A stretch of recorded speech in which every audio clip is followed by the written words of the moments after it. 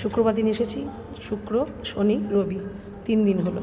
কালকে সোমবার, কালকে ব্যাক টু প্যাভিলিয়ন। কালকে তাদের স্কুলও ছুটি, কিন্তু কর্তার অফিস আছে, সুতরাং তাদের স্কুল কামাই হওয়ার কোনো ব্যাপারও নেই। ভোটের রেজাল্টের জন্য স্কুল বন্ধ দিয়েছে, তাদের একদিকে দিয়ে সুবিধা, কিন্তু কর্তার অফিস, কর্তার অসুবিধা হবে এতখানি জার্নি করে গিয়ে আবার সেই অফিস করা, সেটা একটা। কিন্তু দেখুন, সত্যি সুন্দর, সত্যি সুন্দর। এই করিডোরটায় রয়েছি, করিডোরের পেছনটা দেখুন, দেখছেন কত লম্বা না? দেখেছেন তো বন্ধুরা। এখন আমরা যাচ্ছি, এসেতে যাচ্ছি নৌকা বিহারে। দেখা যাক নৌকা বিহার কতটা কী করতে পারি জানি না, কেননা অনেক তাড়াতাড়ি বেরোনোর কথা, অনেক দেরি হয়ে গেল।